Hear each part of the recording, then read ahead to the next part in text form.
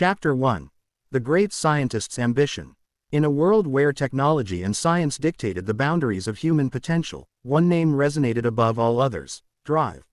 Ethan Gray. Known as the world's greatest scientist, his intellect was celebrated from the highest academic circles to the most remote corners of society.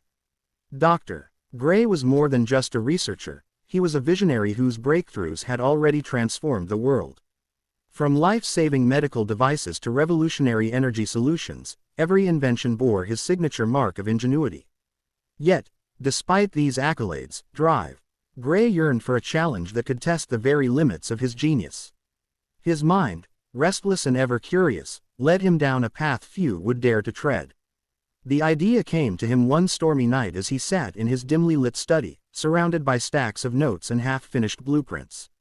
He pondered humanity's greatest mysteries, the essence of life itself, and then a radical thought took root: what if he could create a human being from scratch? Not a clone, not an android, but a fully formed, living person, capable of thought, emotion, and independent action. Dr. Gray knew this ambition would draw skepticism and likely fear from even his closest allies.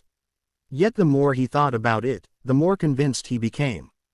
This would not just be a scientific achievement, it would be the culmination of centuries of human pursuit to play God, to grasp the very fabric of existence and reshape it. The next day, he called for a meeting of his top researchers. The room buzzed with anticipation as the most brilliant minds in biology, engineering, and chemistry gathered around. Dr. Gray began, his voice steady but eyes gleaming with a fervor that was impossible to ignore. "My friends," he started, "we have solved many of life's most pressing problems. We have looked death in the eye and defied it. But today, I propose we do something unprecedented. We will create a new life, one born not of nature, but of our combined intellect and skill." Gasps echoed around the room, and uneasy glances were exchanged. The enormity of the project was daunting, almost unfathomable. Dr. Emily Carter, a leading biologist who had worked with Dr. Gray for over a decade, spoke up. "Ethan, this goes beyond ethics. Beyond anything we've ever done. How do we ensure it doesn't turn into a disaster?" Dr. Gray acknowledged her concerns with a nod. "I understand, Emily. This is no simple task, and there are risks. But imagine what this could mean. The knowledge we gain, the advancements in understanding human anatomy and consciousness, it's worth every risk. But I can't do this alone. I need each of you to trust me and to push the boundaries of your fields." After a tense silence, one by one, his team members nodded in agreement. Dr. Gray's passion was infectious, and their shared pursuit of discovery outweighed their fears. Thus began the first phase of the project, which Dr. Gray named Genesis. The initial months were spent in intense research, gathering the foundational elements needed to build an artificial human. The project was shrouded in secrecy, concealed from both the media and other scientific circles. Their laboratory became a fortress of innovation, equipped with state-of-the-art technology that allowed them to simulate biological processes down to the cellular level. Dr. Gray and his team faced challenges daily. The process was complex. It required synthesizing DNA from various sources and understanding how to mimic the electrical impulses of the brain to create consciousness. The team worked long hours, their lives consumed by the project. Weeks turned into months, but progress was steady.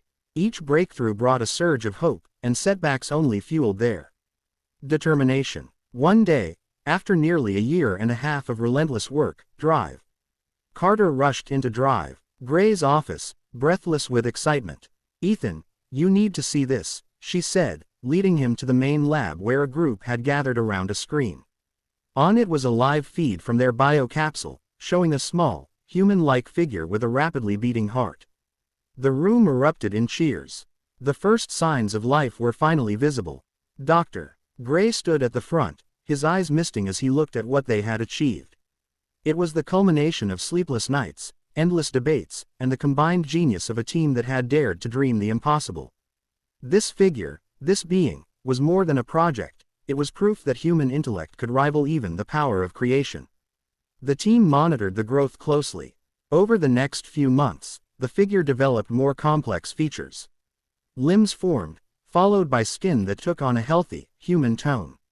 It was a marvel of bioengineering. They named him Adam, a nod to the biblical first man, though this Adam was born not from divine will but from human ingenuity. Finally, after 2 full years, Adam opened his eyes. The lab erupted in awe. He looked around, his gaze curious yet blank. He was alive, breathing, and his heart beat with the rhythm of any human's. Dr. Gray approached cautiously, meeting Adam's eyes. For the first time, he felt a mix of triumph and a pang of doubt. What had they truly done? The initial days were filled with hope and excitement as Adam began to move, interact, and mimic the simplest of human actions. But on the second day, something went terribly wrong. Adam's body convulsed, his movements became erratic, and before the team could react, he collapsed. Panic set in as they scrambled to save him, but it was too late. Adam's eyes closed, and his chest stopped moving. Silence descended on the room like a shroud. Dr. Gray stood frozen, disbelief and sorrow etched on his face. The team had succeeded in creating life, but now they faced the bitter reality of its loss. What had they missed? What had gone wrong? As the days passed, grief turned into determination. Dr. Gray vowed to learn from this failure.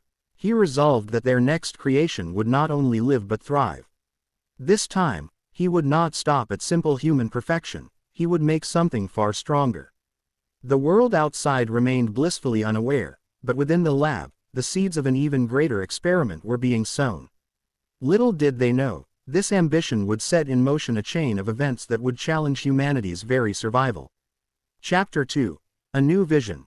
Dr. Ethan Gray's failure haunted him day and night. The lab, once bustling with excitement and activity, now felt like a tomb. The silence was heavy with the weight of their disappointment, each creak of the floorboards a painful reminder of Adam's sudden collapse. Yet for Dr. Gray, defeat was not an end, it was a question that demanded an answer. He spent endless nights replaying the data, analyzing every minute of Adam's brief existence. Where had he gone wrong? It was on one of those long nights, with storm clouds blotting out the moon, that a new idea began to form. If Adam had perished because he lacked the resilience to sustain life, what if Dr. Gray could imbue his next creation with the strength of nature itself? Not just any strength, but the raw, unmatched power found in nature's most formidable creatures. The idea seemed almost reckless, and yet it gnawed at him, compelling him to take action. The next morning, Gray gathered his team once more. They looked up from their stations, their expressions a mix of fatigue and cautious curiosity. Dr. Gray began, his voice steady but with an undercurrent of urgency. I know the last few months have been difficult for all of us. But we did something extraordinary. We gave life where none existed before. And now, I propose we take that achievement and make it greater. This time, we don't just create a human, we create a superior being, one equipped with the strength to survive. Dr. Carter, who had grown more wary since Adam's death, furrowed her brow. What do you mean by superior? Ethan, this isn't a simple upgrade. We're talking about altering the very essence of what makes a human. Dr. Gray nodded, the glow of ambition shining in his eyes. Exactly. We infuse our creation with the resilience of the world's most powerful predators. The agility of a tiger, the endurance of a wolf, the raw might of a bear. We study the chemical makeup of their blood, the cellular structure of their muscles, and we use that knowledge to create an unbreakable being. Silence followed, punctuated only by the quiet hum of the lab's machinery. Then, slowly, the apprehension in the room gave way to thoughtful murmurs. The team members exchanged glances, weighing the risks and the potential rewards. Finally, one by one, they nodded their assent. This was, after all, why they had chosen this path, pushing boundaries, exploring the limits of science, and courting the unknown. The next phase of their work began with feverish intensity. Dr. Gray assigned sub-teams to collect samples and data from the most powerful and resilient animals known to humankind. They studied how these creatures survived the harshest conditions, how their blood carried oxygen, how their muscles contracted with unprecedented force. The lab became a realm of controlled chaos. Vials of animal blood were tested for their unique properties, and DNA strands were analyzed and catalogued. The team spent long nights under the artificial glow of their workstations, faces illuminated by screens that displayed complex genetic sequences and simulation data. Dr. Carter, despite her initial reservations, found herself enthralled by the project. She worked alongside Drive, Gray, poring over every detail. She still harbored doubts, but she couldn't deny the sense of exhilaration that came with unlocking nature's most formidable secrets. 3 months into the project, the first trials began. The team created a new vessel for life, one reinforced with a genetic cocktail unlike anything ever seen. It was infused with a synthesis of lion DNA for strength, hawk DNA for acute vision, and the venomous properties of snakes to enhance survival capabilities. This was no ordinary human. They called him Titan. The night Titan opened his eyes was one that would forever be burned into the memory of everyone present. Dr. Gray stood at the observation deck, hands gripping the railing so hard his knuckles turned white. The biocapsule's interior glowed with a pale blue light, and a quiet beeping marked Titan's heartbeat, a strong, powerful rhythm that resonated through the room. Titan sat up, muscles rippling under skin that seemed almost too perfect. His eyes were a deep, predatory yellow that flickered as he took in his surroundings. Unlike Adam, whose gaze had been blank and innocent, Titan's eyes held a sharp awareness, a depth that was both thrilling and unsettling. Dr. Gray felt a surge of victory and a twinge of something else, an emotion he couldn't quite place. Was it fear? No, he told himself, it was awe. This was the culmination of their work, the realization of his vision. He stepped forward and addressed Titan. "Welcome, Titan. Do you understand me?" Titan's eyes locked onto Drive. Gray. He nodded slowly, a movement almost too fluid, too precise. A murmur swept through the room. This creation was not just alive, he was aware. The following days were a whirlwind of tests and observations. Titan's strength exceeded all expectations. He could bend steel, leap distances no human could, and withstand pain without so much as a flinch. But with each display of power, there came a subtle, creeping unease. Dr. Carter was the first to voice it. "Ethan, have you noticed how Titan reacts when he's pushed to his limits?" She asked one evening as they reviewed footage of his training sessions. Titan's expression during moments of intense activity had shifted from focus to something primal, almost feral. Dr. Gray dismissed her concerns. "He's adapting, Emily. It's exactly what we designed him to do." But Emily wasn't convinced. She continued her own private research, delving into behavioral studies and reviewing the characteristics they had integrated into Titan's DNA. She noted a pattern emerging, one that alarmed her. Titan's reactions mirrored those of apex predators under stress, aggression, heightened by intelligence and strength. Then it happened. During a routine physical test, Titan's patience snapped. A minor injury from a piece of faulty equipment triggered an unexpected response. His eyes flared, muscles tensed, and before the technicians could react, he let out a guttural growl and crushed the offending machinery with ease. The room fell silent, eyes wide with shock as Titan's breathing slowed and the wild look faded from his eyes. But the damage was done. They had seen a glimpse of the untamed power lurking beneath his controlled exterior. Dr. Gray and his team realized that Titan was more than they had bargained for. His power, which had once been their triumph, now seemed like a ticking time bomb. Yet, despite these warning signs, Drive, Gray couldn't turn back. They had come too far, and the world had no idea what was about to be unleashed. Chapter 3. The Breaking Point. The weeks following Titan's first display of aggression were filled with tension that hung thick in the air. The lab, once a haven of scientific wonder and discovery, now felt like a fortress under siege, where each ticking second brought a sense of foreboding. The team tiptoed around their creation, ensuring that every interaction was cautious, every movement measured. Titan, for his part, seemed aware of the unease. His eyes, once gleaming with curiosity, now carried an unsettling sharpness, an alertness that hinted at a mind working beyond their understanding. Dr. Gray's obsession with Titan only deepened. Despite the warnings from his team, despite the evidence that something was brewing beneath the surface, he continued to push the boundaries of their research. His vision had always been grander than safety, more ambitious than caution, and now, more than ever, he believed that Titan represented the next step in human evolution. To him, fear was a byproduct of genius, and progress had always come at a price. Dr. Emily Carter, on the other hand, couldn't shake the unease. The way Titan moved, the way he responded to certain stimuli with a flicker of what could only be described as menace, it all suggested that their creation was slipping beyond their control. She approached Drive. Gray late one night as he was hunched over the console, eyes glazed with exhaustion and focus.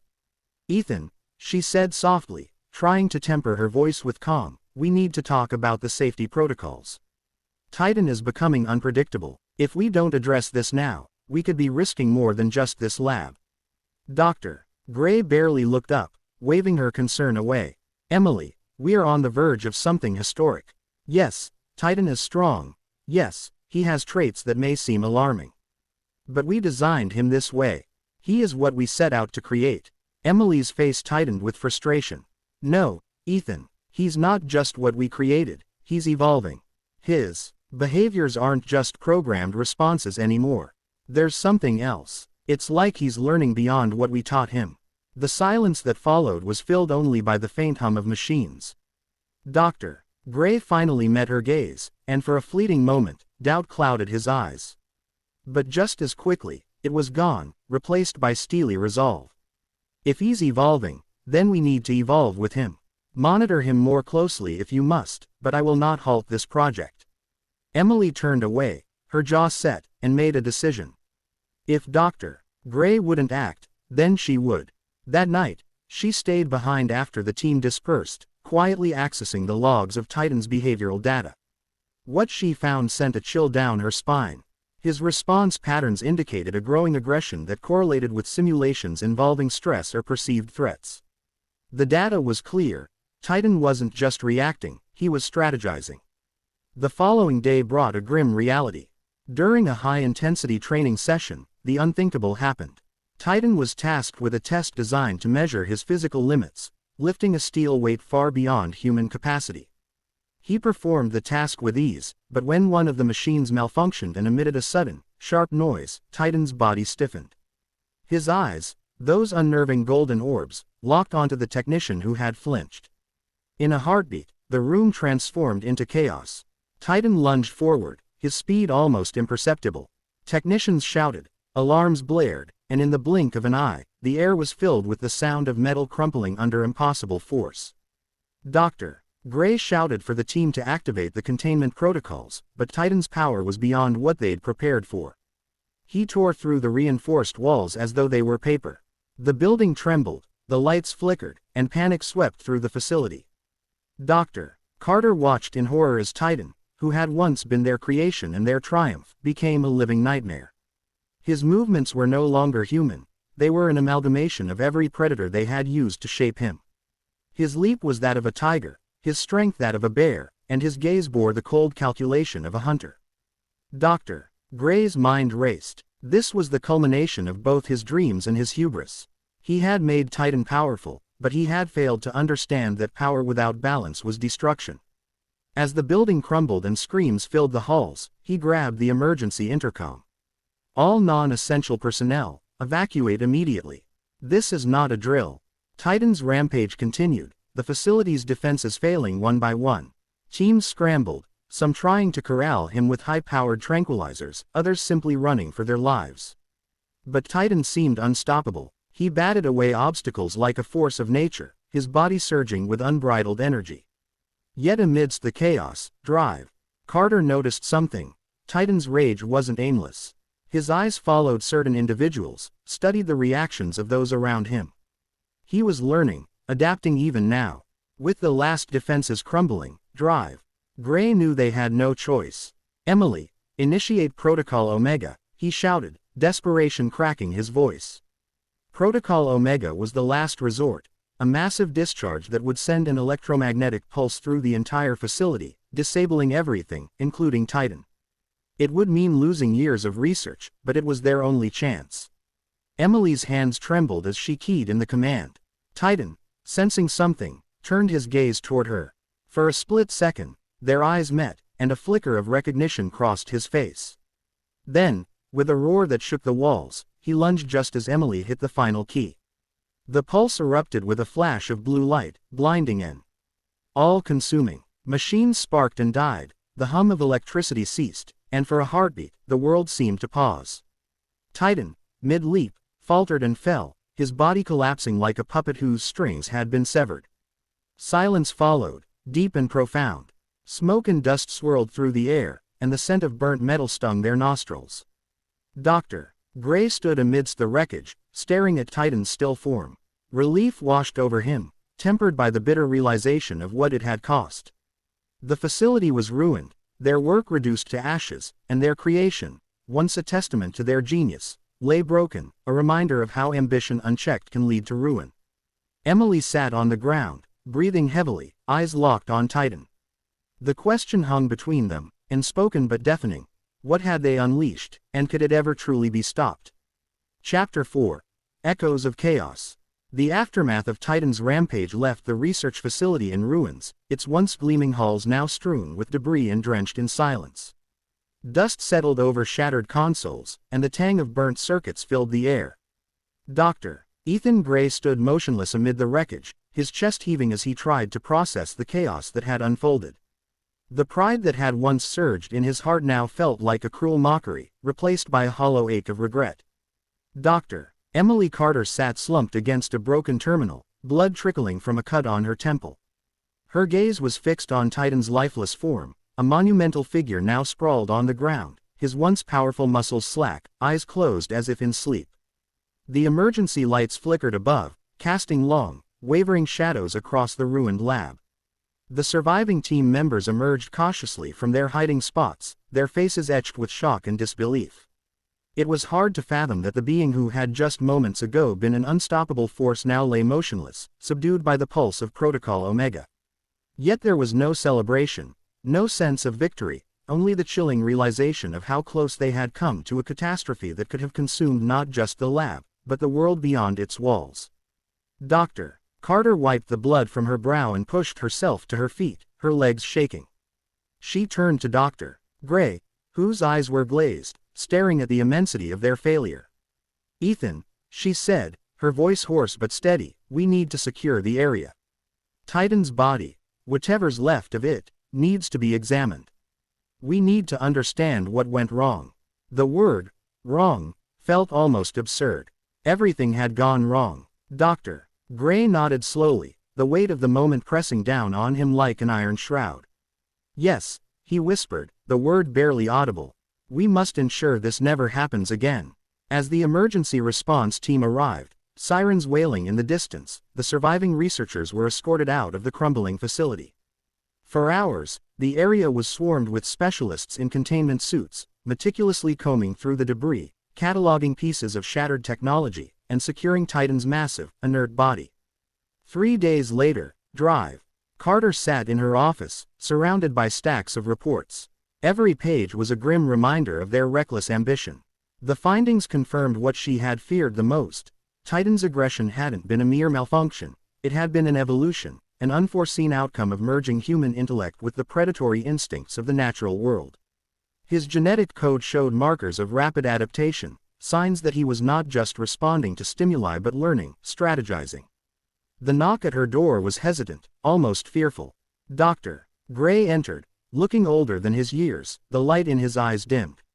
He placed a folder on her desk and sank into the chair opposite her. "This is what we've pieced together from the surveillance footage and data logs," he said, his voice devoid of its usual confidence. Emily opened the folder and scanned the first few pages. The notes confirmed her worst suspicions. During the moments of greatest stress, Titan's brain activity had mirrored that of apex predators in the wild, but there was something more, a section that detailed a spike in cognitive functions moments before he attacked. Titan hadn't just reacted to the perceived threat, he had recognized it, processed it, and chosen to respond. He wasn't just an experiment, Ethan, Emily said, her voice breaking. He was sentient. He was aware. Dr. Gray looked away, guilt etching lines deeper into his face. "I thought I was creating a better human, a protector. I thought if we could harness the essence of nature's most powerful creatures, we could build something extraordinary. But I forgot the most important lesson." Emily's eyes met his, searching for meaning in his words. "And what's that?" she asked. "That power without control is chaos, Drive," Gray said, his voice filled with regret. "And in trying to create perfection, we unleashed a monster." In the days that followed, the government intervened, sweeping through the ruins of the facility and confiscating every piece of data, every scrap of research. The public was told it was a chemical accident, an unfortunate mishap in an advanced research project. The truth was buried, hidden behind layers of classified documents and sealed investigations. But for those who had been there, who had witnessed the birth and death of Titan, the memory would never fade. Emily continued her work in a different lab, far from the echoes of Titan's roar, yet she couldn't escape the shadow of that day. The questions haunted her. Had Titan truly been aware? And if so, what had he thought in those final moments before the pulse had taken him down? Was there anger, pain, or a flicker of understanding? Dr. Gray, on the other hand, vanished from the public eye. Rumors swirled of a recluse scientist living in isolation, haunted by his own creations and failures. No one knew for sure, and most were too afraid to find out. Months passed, and the world moved on, as it always does. But deep in a forgotten basement, among files marked with warnings and diagrams of failed dreams, a soft sound went unnoticed. The faintest flicker of energy, a subtle pulse, as if some dormant power, buried under layers of containment, had stirred ever so slightly. Perhaps it was nothing, just the last vestiges of a bygone experiment. Or perhaps it was the echo of something more, something waiting, watching, learning. Chapter 5. Awakening in the Shadows. The quiet hum of midnight blanketed the city, hiding secrets that no one dared to uncover. The research facility, once the heart of scientific ambition and now a ruinous monument to hubris, had been sealed off and left to decay. Vines and moss crept over the broken concrete, reclaiming it piece by piece. Only the occasional patrol car kept watch, its headlights slicing through the darkness, reminding the world that something dreadful had once transpired there. But deep within the bowels of the forgotten building, past corridors littered with shattered glass and abandoned equipment, an energy pulsed softly. It had lain dormant for months, buried under layers of debris and the weight of failure, waiting. Tonight, that wait was over. A single spark danced in the dark, a thread of blue light winding like a snake over metal fragments. It crackled and leapt, igniting circuits and wiring that had long since been rendered useless. The power surged, spreading like wildfire through the forgotten technology, feeding on the remnants of Titan's lifeblood, the experimental serum that had once coursed through his veins. The air crackled with latent power as sensors blinked to life, their red eyes glaring in the dark. Far away, Drive, Emily Carter tossed in her bed, a sudden shiver running down her spine. Sleep had been elusive ever since the incident. Every night, dreams of Titan's eyes, aware and calculating, haunted her. She sat up, heart pounding, and reached for her phone to check the time. The screen read 3:33 a.m., and a strange unease settled over her, like the city itself was holding its breath. Back at the facility, the dormant body of Titan stirred. The pulse from Protocol Omega had not eradicated him completely, it had merely put him to sleep, like a predator in hibernation. Now, with circuits reawakened and the remaining serum reigniting his biological systems, he began to move. First, it was a twitch of a finger, then the flex of an arm. His eyes snapped open, glowing yellow with a brilliance that could pierce the dark. He sat up slowly, the room vibrating with the force of his awakening. Titan's body, larger and more imposing than ever, had changed. The months of dormancy had not been idle. His cells had mutated, absorbing the electrical discharge and weaving it into his DNA. He was no longer just a fusion of human intellect and animal strength, he was something beyond, something more. He rose to his full height, towering over the shattered remnants of the lab, and took a step forward. The ground cracked beneath his weight. In her apartment, Emily's phone buzzed unexpectedly. A notification from the lab's long decommissioned security system blinked across the screen. Anomaly detected. Emergency system reactivated. Her breath caught, and she felt a cold sweat break out along her back. The possibility she had dreaded, yet never spoken aloud, loomed before her like a storm cloud. Titan was awake. Without wasting a moment, Emily grabbed her coat and keys, dialing Drive Gray's number as she sped down the dark streets. It rang endlessly, each unanswered tone feeding her rising panic. Finally, it clicked to voicemail. She clenched her jaw, her thoughts racing. If Titan was awake, if he had evolved beyond even their last understanding, then they had to act quickly. The world was not prepared for what he had become. The facility came into view, its silhouette jagged and foreboding against the moonlit sky. The main gate had been bent out of shape, twisted as if by some immense force. Emily's hands shook as she parked her car and slipped through the broken entrance. Every instinct told her to turn back, to call for help, but she knew there was no time. The world's only chance lay in understanding what they were dealing with before it was too late. Inside, the air was thick with the metallic scent of burned wiring and a strange, animalistic musk. Emily moved cautiously, the beam of her flashlight slicing through the darkness. Her heart nearly stopped when she heard a low rumble, a sound that resonated through the room like the growl of a beast. Titan stood at the far end of the hall, eyes gleaming, muscles coiled like steel cables. "Titan," she whispered, as if saying his name would bring back the creature they had once known. But this being was not the Titan they had created. He was something new, something with memories of pain, anger, and betrayal. His eyes met hers, and she felt an intelligence there, sharper and more dangerous than before. He took a step forward, and the floor quaked. Emily forced herself to stay rooted to the spot, her mind racing for a solution. "You don't have to do this," she said, her voice shaking but steady. "We can help you, understand you. This doesn't have to end in violence." Titan paused, the growl fading into a silence that was somehow more menacing. For a moment, she saw a flicker of recognition in his eyes, as if the man who once was a creation of genius and ambition still lingered within. But then, just as quickly, the look hardened. Whatever he had become was not bound by reason or empathy, he was an embodiment of raw, unbridled power. Suddenly, the sound of approaching sirens filled the air. Emily's heart sank as she realized what was happening. The police had arrived, alerted by the breach, and they were walking into a nightmare they couldn't comprehend. Before she could shout a warning, Titan moved, a blur of motion that defied physics. The walls shuddered, and the ceiling lights exploded as he crashed through the building, bursting into the night like a storm unleashed. Emily stumbled outside just in time to see the horror unfold. Titan stood under the full moon, muscles glistening with an almost otherworldly sheen. The police vehicle skidded to a halt, officers emerging with weapons drawn. Shouts filled the air, commands to stand down that were as futile as whispers in a gale. Titan roared, a sound that echoed into the night, a declaration of power and defiance. He moved with predatory grace, disarming the officers effortlessly, sending them scattering. But it wasn't just brute force. It was calculated, precise.